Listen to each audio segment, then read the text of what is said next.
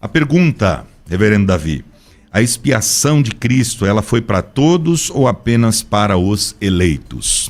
Essa é uma pergunta, como o irmão já trouxe para nós, é uma questão antiga, né? Não é um debate novo, a gente vem aí ao longo da história da igreja discutindo sobre esse tema. E aparentemente é um tema subjacente, um tema superficial, mas não é. Tem implicações muito severas quando nós afirmamos uma das duas posições. E eu pretendo demonstrar hoje, por meio da Escritura, que sim, de fato, a expiação é limitada, né? Jesus Cristo morreu por seus eleitos, ainda que ela tenha poder, e se ele assim o quisesse, salvasse a todos, não é? Ela seria suficiente para isso, o sangue de Cristo seria suficiente para isso, mas de fato Cristo morreu por seus eleitos. E o problema de hoje é que nós temos uma conciliação a fazer. Nós temos aí muitos textos da Escritura que parecem afirmar que eu uso aqui o parece não por desmerecer a outra posição, mas pelo bem do discurso, pelo bem da argumentação, que parece afirmar que Cristo morreu por todos. E temos outros tantos textos que parecem afirmar que Cristo morreu por alguns, por seus eleitos. Como conciliar essas duas informações para que a Bíblia não seja tarjada como inconsistente ou como conflitante ou como alguns costumam dizer, né? Há contradições na Escritura. Então o nosso desafio é de unir essas duas informações para que quem está nos ouvindo em casa saiba que a gente confia na Escritura, na sua inerrância, na sua infalibilidade. Muito bem, já ouvimos então a opinião do reverendo Davi Cerqueira e agora vamos ver se o pastor Luciano concorda com essa opinião. E aí, pastor Luciano? Vamos lá. Só pelos eleitos, só por um grupo específico ou a expiação ela alcança todos? Sim. Aquilo que eu vou trabalhar nessa manhã é a ideia de salvação, esse aspecto da soteriologia que eu entendo, Jonas capítulo 2, versículo 9, a salvação ela pertence ao Senhor. Porém, nós temos alguns textos da Bíblia que nos ajudam a pensar como que funciona a mecânica disso, essa dinâmica, né? E olhando para os textos, sobretudo textos joaninos e também textos paulinos, nós encontramos muito mais fundamentos para nós pensarmos numa expiação ilimitada, que ela foi dada a todos, ela é oferecida a todos. Então, olhando para textos, e aqui eu quero trabalhar alguns textos no decorrer do programa, como por exemplo de João, capítulo de número 1, que vai dizer que ali estava o Cordeiro de Deus, que tira o pecado do mundo. Então nós vamos ter que trabalhar essa palavra mundo, essa palavra cosmos, né? Depois nós temos lá em João, capítulo de número 3, versículo 16, que Deus amou o mundo de tal maneira. Então são vários textos, né? Nós temos textos joaninos, textos paulinos que vão indicar isso, que a salvação, que a expiação, melhor dizendo, ela é oferecida a todos. O grande problema quando nós caminhamos nesta linha é nós cairmos naquele universalismo, que não é essa ideia que nós vamos debater, não é o meu pensamento, tampouco do reverendo, acredito.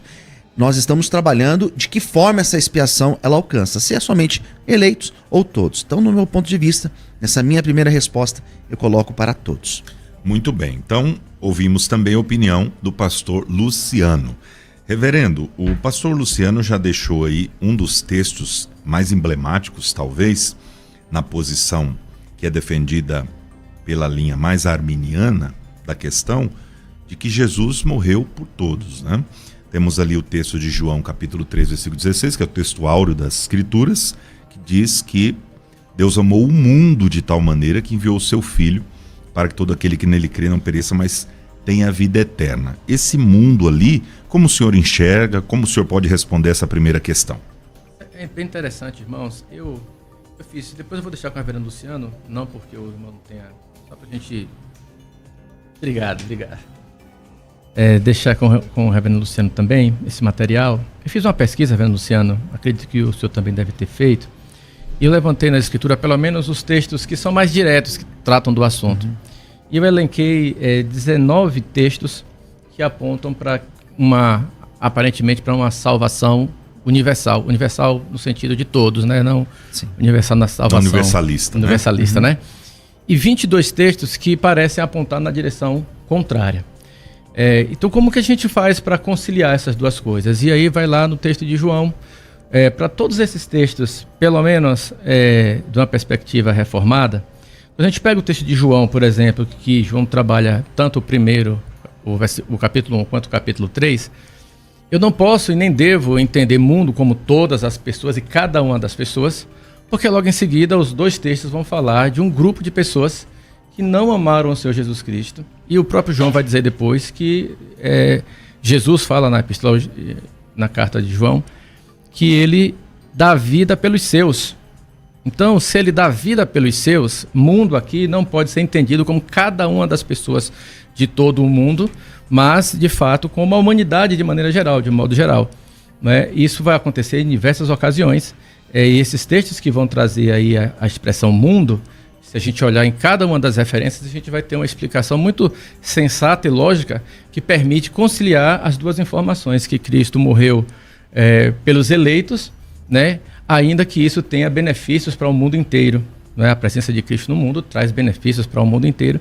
Mas a gente vai ver que essa posição de João 3 e de João 1 não pode ser lida desconectada do restante da carta joanina, quando Jesus diz claramente, acusa alguns, inclusive, de serem filhos da ira, filhos do diabo, e não filhos de Deus, e que Cristo afirmou que eles não entenderiam porque não foi lhes dado o privilégio de entender o que eles estavam pregando, e que eles não seriam salvos por meio disso. Se eu entender dessa forma, então eu vou ter um problema, porque se Jesus morreu por todos, e lá está dizendo que algumas pessoas não foi lhe dado a capacidade de entender, então eu tenho um conflito, uma contradição na Escritura. Eu preciso conciliar essas duas coisas. Muito bem, então tá aí, pastor Luciano. Jesus, na opinião do reverendo, ele morreu pelo grupo dos eleitos, e para argumentar ele disse que se Jesus tivesse morrido por todos, todos seriam salvos, consequentemente, e nem todos são. Então como é que o senhor responde essa questão? Sim, essa questão ela é para onde ela aponta no sentido de universalismo, né? Esse é um dos riscos que a gente acaba cometendo. Um dos erros que a gente pode cometer é pensar nessa salvação que ela é... Bom, então todos serão salvos. Só que na verdade a Bíblia não diz isso, né? A Bíblia vai dizer que essa propiciação foi para o pecado de todos, ou seja, que todos podem ser alcançados, desde que a fé seja manifestada. Então existe a questão da fé. Eu acredito, está lá na carta aos Efésios, que existe essa necessidade da fé. Eu não estou dizendo aqui que nós somos salvos por méritos, não estou dizendo aqui que a pessoa ela é salva porque ela tem um mérito da salvação, mas a fé nessa pessoa, ela deve necessariamente ser manifestada.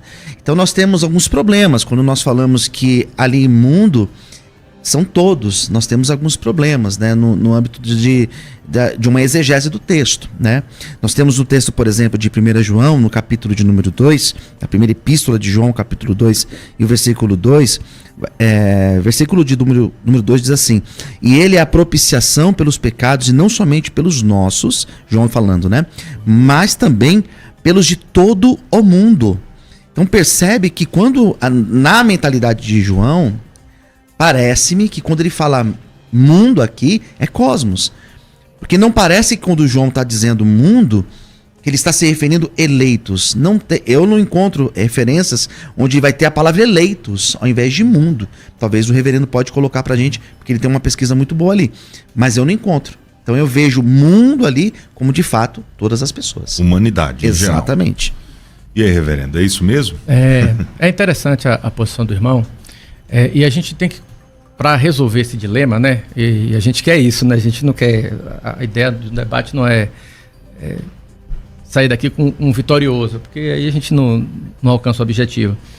Mas é dirimir os dilemas. Veja só, a gente tem que pensar, irmão, o que Cristo conquistou quando ele foi para a cruz? A expiação de Cristo, o que é que ela conquista para nós?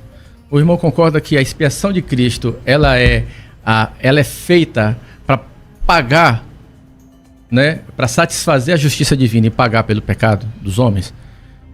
Né? Se isso é fato, se Cristo morre e expia os pecados, né, e Cristo seria... Deus poderia cobrar de alguma pessoa o pecado por qual Cristo já pagou? Obviamente não. Ou seja, Deus não poderia cobrar novamente uma dívida que já foi paga por Cristo na cruz. Se isso é verdade, se Cristo de fato expiou os pecados da humanidade inteira, então por que é exigido que essa humanidade, de algum momento, reconheça o seu pecado e se arrependa, uma vez que ele já pagou por todas as pessoas, por todos os pecados? Não existe mais pecado que venha a ficar de fora disso. E aí eu posso perguntar, qual é o pecado que então estaria fora dessa expiação? Aí alguns vão dizer, o pecado de não crer em Cristo Jesus, né? O pecado de não crer em Cristo dentro. Mas não crer em Cristo não é um pecado? Se Cristo expiou todos os pecados, então ele também deveria ter expiado esse pecado, não é? Então, quando eu faço essa conexão lógica e olho para o texto de João e o 1 João 4,14, se a gente olha o contexto e a gente vai ver João fazendo isso com muita frequência, mundo em João não significa necessariamente todas as pessoas, ou cada pessoa. Mundo em João é um aspecto muito mais abrangente do próprio cosmos, de maneira geral. Porque quando Cristo morre, ele de fato vai tirar o pecado do mundo inteiro. A obra consumadora de Cristo e redentora dele tira o pecado do mundo inteiro. E na glorificação nós não teremos mais a presença do pecado na humanidade, ela estará lançada fora, junto com os anjos e os homens caídos, todos no inferno, ou seja, nós não teremos mais pecado. E desse fato ele tira o pecado do mundo. E quando a gente olha para o texto de 1 João 4,14, que foi citado, embora a gente olhe o mundo, e eu não tenha aí a posição dos eleitos, porque não é disso que João está tratando, o que João está dizendo é o que a obra de Cristo, a obra que ele tem, ela traz para a gente a ideia de humanidade. A humanidade é beneficiada com esse sacrifício de Cristo, ainda que para que a salvação aconteça, ele... Esse senhor está desculpa interrompê-lo. Esse senhor está se referindo a qual texto de João? 1 João 4,14. 4,14, tá. Diz assim, e nós temos vistos e testificamos que o Pai enviou seu Filho como Salvador do mundo. É a continuação lá do argumento de João, né? Certo. Salvador do mundo. Se eu digo isso, que o Pai enviou o Filho para ser Salvador do mundo, eu vou para João 6. E João 6, Jesus diz claramente, olha, a vontade do Pai é que eu salve todos aqueles que Ele me deu, não todas as pessoas. Depois Cristo vai dizer, eu vou orar pelos meus, eu só rogo pelos meus, que estão no mundo. Ora, se eles estão no mundo, eles não podem fazer parte do mundo. Então, mundo ali em João, capítulo 6, e tanto na oração sacerdotal de Jesus, não significa a mesma coisa que cada pessoa da humanidade. Se eu ler isso e trazer isso para o texto joanino, eu vou ter sérias contradições na Escritura. Jesus morreu por todos, mas só ora por alguns. Só dá o benefício da oração dele por alguns. 1 João vai nos dizer que nós temos um advogado junto ao Pai, não é? E que ele intercede por nós. Ora, que intercessão é essa? Essa que ele está fazendo já aqui na terra, quando está ali na oração sacerdotal, orando por nós. E ali ele disse claramente, eu não oro por todos, eu oro pelos que o Senhor me deu. Então, percebe que eu preciso conciliar essas duas coisas? Jesus intercedendo por alguns, mas morrendo por todos. Então, esse é o ponto. Então, eu não posso afirmar que nesse texto de 1 João, tanto do versículo do capítulo 2 quanto do capítulo 4, ele está afirmando que isso significa cada pessoa. Ainda que eu não tenha, e eu concordo com o irmão, seria forçar o texto se eu colocasse aqui os eleitos nesse texto aqui. Então, esse que é o que, no meu ponto, seria a problemática, né? Porque como então fazer essa conciliação? Porque se pro reverendo, aqui mundo não se refere mundo, como que eu consigo então fazer essa conciliação de olhar para essa palavra mundo e entender que na mente de João, ele não está se referindo ao mundo, mas ele está se referindo a eleitos, né? Porque, por exemplo, quando a gente encontra lá em João capítulo 1, quando ele fala acerca que ele veio para tirar o pecado do mundo, como que eu consigo então conciliar, substituir essa palavra de mundo para eleitos? Esse é o dilema. Para mim, aqui fica uma tensão que é desafiante para quem acredita, no meu ponto de vista, para quem acredita que a expiação ela é limitada, né? Uhum. E até mesmo o desafio de nós pensarmos, o texto de Marcos, capítulo de número 16 e o versículo 15, quando ele manda nós evangelizarmos, quando tem a grande comissão. Como que fica? Porque se já foi realmente resolvido essa questão, não tem necessidade. Porque a salvação não vai alcançar a todos. Então parece que fica incoerente uma ideia de evangelizarmos no âmbito universal. Pelo menos do meu ponto de vista. Pessoal, irmão, que interessante isso, né? São duas informações que são verdadeiras. Primeiro que a pregação do evangelho, ela é sim universal, e a oferta do evangelho é genuína e verdadeira. Ainda que todos nós saibamos que dentre aqueles que são evangelizados haverá aqueles que não serão salvos, né? Isso, ninguém discorda. A gente vai evangelizar e o poder, como o irmão colocou, para a conversão não vem do próprio homem, vem de Deus, né? E Cristo aplica isso, permite isso por meio da sua morte e ressurreição. Então, quando o Marcos fala da evangelização, de fato, nós devemos evangelizar. Esse foi o meio que Deus estabeleceu para que os eleitos sejam alcançados. Ele não me disse quem são, não me deu os CPFs de cada um, disse pregue ao mundo inteiro e eu vou levantar os meus eleitos no meio desse universo. Então, essa é a verdade da Escritura. Segundo, que, não, de fato, irmão, João não está falando aqui dos eleitos. Quando João traz essa ideia de mundo aqui, João não está preocupado com essa distinção. João está tratando da ideia de que a morte de Cristo, e ele faz isso lá em 3,16 também, ela salva o mundo como um todo, não só as pessoas do mundo. Ela traz salvação ao mundo, ela traz essa salvação ao mundo. Se Cristo não viesse, nós não poderíamos de maneira alguma, e esse é o único caminho para chegar ao céu, é por meio de Cristo. Então o que o João está ensinando não é que Deus salvou cada pessoa, mas que Cristo trouxe a salvação para o mundo, não para cada pessoa. E isso é consistente com João 1, com João 3, com João 6, com João capítulo 22 de João. Ele vai trazer essa ideia de que Cristo de fato morreu pelo mundo. E quando a gente olha para Romanos, por exemplo, a gente vai ver que a própria natureza está aguardando a nossa reconciliação e sermos transformados à imagem de Cristo, à glória de Cristo, não é? E ela arde na expectativa de ver essa restauração. Então, não só na ideia de o cosmos, vai muito mais, muito além, embora em alguns textos ele vai falar de pessoas, né? Mas vai muito além da ideia de cada pessoa, mas vai a ideia do mundo inteiro, toda a criação que geme e chora aguardando a expectativa da nossa redenção. Luciano. Certo, eu queria trabalhar um texto aqui, nós estamos falando bastante dos textos joaninos, porém eu quero trazer mais a luz aqui para o nosso debate usando outros textos também. Vamos lá, na segunda carta de Paulo aos Coríntios, nós temos um texto de Paulo aqui, segunda carta de Paulo aos Coríntios, capítulo 5, no versículo de número 14, Paulo vai dizer o seguinte: pois o amor de Cristo nos constrange, porque julgamos assim. Se um morreu por todos, logo todos morreram. E ele morreu por todos, para que os que vivem não vivam mais para si, mas para aquele que por eles morreu e ressuscitou. Esse é o primeiro texto que eu gostaria que, de repente, o reverendo tenha uma outra imagem aqui acerca desse texto. Mas como que a gente trabalha aqui essa tensão de nós pensarmos de uma expiação limitada, olhando para essas palavras do apóstolo Paulo aos Coríntios? Pronto.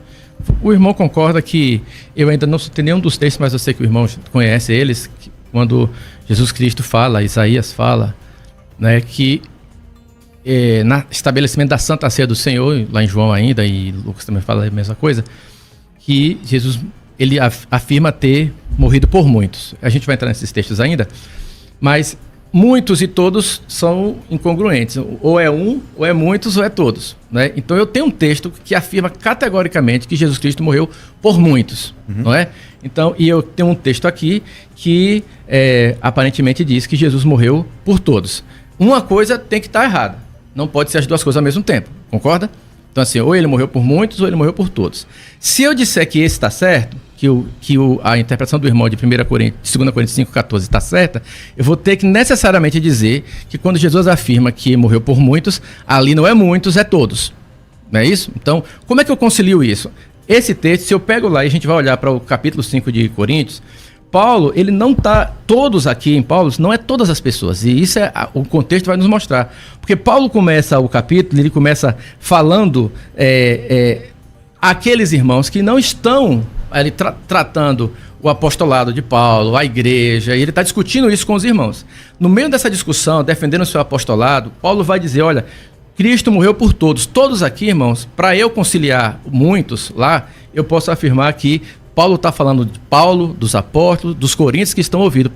Cristo morreu por todos nós. Como eu poderia dizer aqui na nossa rádio, todos que estão nos ouvindo aqui, Cristo morreu por todos nós, entendendo que todos aqui são aqueles que são alcançados por Cristo Jesus, não todas as pessoas. Se eu disser que aqui todos são todas as pessoas, no capítulo 5:14 de Coríntios, e eu concordo com o irmão, esse talvez seja o texto que a posição de expressão limitada tenha mais dificuldade, porque o contexto ele permite várias interpretações, não é? Eu concordo com o irmão nisso, mas se eu afirmar isso aqui, eu vou ter que negar Jesus dizendo que na Santa Ceia que estabeleceu e morreu por muitos. Então, para eu não negar aquele texto lá, eu tenho que responder necessariamente aqui, que aqui não pode ser todos, cada pessoa. A gente pode até trabalhar esse texto que o reverendo apresentou, a gente pode até trabalhar esse texto. Uhum.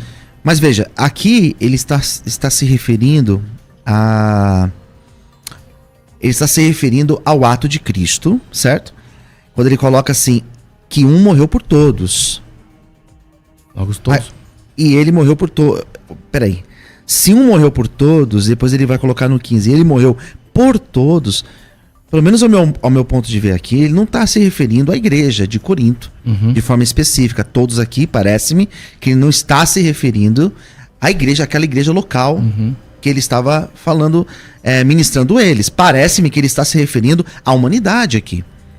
Porque ele está falando acerca dessa reconciliação perfeita que um homem tem com Deus. E logo não é somente para a igreja de Corinto, mas para todo aquele que crê em Jesus Cristo. É o que aparece aqui. Vamos lá. Vamos lá. De fato, ele não está falando da igreja de Corinto especificamente. Ele está falando da igreja de Corinto, do apostolado, dele, dos apóstolos e dos demais apóstolos, porque essa é a discussão de Paulo na carta. Nesse trecho da carta é disso que Paulo está tratando. Paulo não está tratando de salvação ou de soteriologia. Não é esse o argumento de Paulo. E isso é um cuidado que a gente tem que ter quando faz exegese.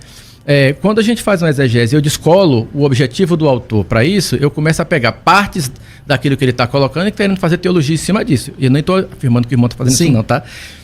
Mas aqui, quando eu olho para o que Paulo está, o argumento paulino aqui na carta aos Coríntios, e o que ele está tratando, ele inclusive vai tratar depois, mais à frente, sobre as questões de brigas internas na igreja, os dons espirituais, essas coisas todas, ele vai dizer, olha, todas essas coisas aí são elementos que desagregam. Mas vocês precisam entender que Cristo morreu por todos. Todos os leitores dele, tanto de Corinto quanto os que vierem depois dele. No sentido daqueles que são eleitos e que foram convertidos em Cristo Jesus, que logo no começo da carta ele escreve, eu estou escrevendo para os santos eleitos. Então ele já determinou para quem que ele está escrevendo. É esse todos que ele está se referindo aqui. Posso continuar aqui a leitura? Pode. Versículo 19. Estou aqui no mesmo capítulo, só que no 19, olha só. Pois que Deus estava em Cristo reconciliando consigo o mundo, não imputando aos homens as suas transgressões, e nos encarregou da palavra da reconciliação. Aqui, novamente, ele fala isso. Reconciliando consigo o mundo. Se Deus reconciliou consigo o mundo, por que então algumas pessoas vão ficar de fora quando Cristo diz que é muitos e não todos? Daí nós entramos naquela questão da fé, onde eu coloco que aquilo que Paulo fala aos Efésios, acerca da fé, que ela deve necessariamente ser manifestada, né? Se isso Desculpe, perdão, pode pode. Se isso é fato, então o que Cristo consegue para nós é a expiação do pecado ou a possibilidade de expiação? A expiação do pecado. Se ele expiou, não tem mais dívida. Sim, mas se ele expiou, eu não preciso. Aí não depende da minha fé. Se ele expiou o meu pecado, não depende de eu ter fé. Ele expiou, tá pago. Se depende da minha fé para que eu alcance essa expiação, é óbvio que ele possibilitou que todas as pessoas da humanidade pudessem ser salvas, senão que ele salvou todas. Isso é incongruente com a posição universalista, da expiação total, para não ficar... Sim. Para a gente distinguir aqui. Então, se Cristo, a expiação de Cristo, ele possibilita porque, qual é o argumento? O sacrifício de Cristo expiou a morte de todos, o pecado de todos. Mas para que ele alcance a fé deve ser manifestada. A fé deve ser manifestada. Sim. Então isso significa que a expiação de Cristo não expiou. Ela possibilitou. Porque se eu não tiver fé, se eu não apresentar fé, eu não vou ser... Mas faz sentido. Nesse aspecto faz sentido, né? Que a fé ela deve ser manifestada. Certo. Mas aí nesse caso eu pergunto ao irmão de novo. Mesmo fazendo sentido na perspectiva do irmão, sim, Cristo expiou ou possibilitou? Ele deu essa possibilidade. Então, se Cristo possibilitou, a nossa fé é mais importante do que a expiação de Cristo. na verdade, ela não vejo como mais importante. Eu vejo como ela um elemento que caminha junto, né, dentro desse sentido. A expiação é dada, né, mas a fé ela deve ser manifestada.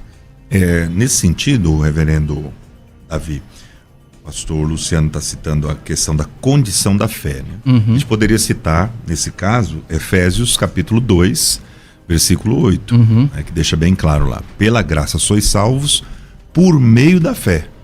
Isso não vem de vós, é dom de Deus. Como é que o senhor explicaria exatamente essa com o texto. Porque o texto diz que a fé é um dom que Deus deu aos eleitos. Efésios vai dizer isso. Efésios 2:8? Efésios inteiro diz isso. Efésios vai dizer que nós fomos salvos pela graça. Isso não vem de nós.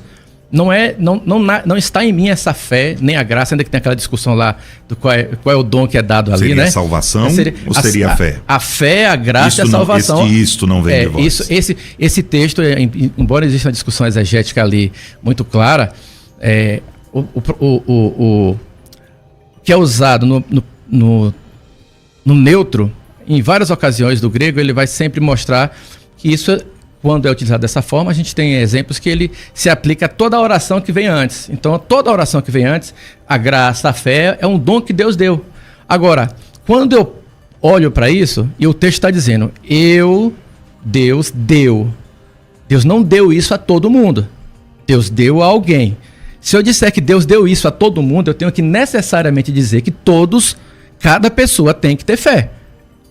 Se eu levar o argumento de Efésios 2:8 ao extremo, se Deus deu isso, e isso significa todos, então eu posso dizer que todas as pessoas do mundo que nasceram e que nascerão têm que ter essa fé salvadora. Isso não é verdade. Então, como é que eu fico? Como é que eu lido com essas duas coisas? Eu preciso conciliar. Então, Efésios está tratando da eleição, entre outros temas, né? E Efésios está dizendo que nós somos salvos pela graça, por meio da fé. Isso não vem de nós, é um dom de Deus. Se Deus deu, aí a gente pode até pular a discussão se é a salvação ou a fé. Deus deu, não veio de nós.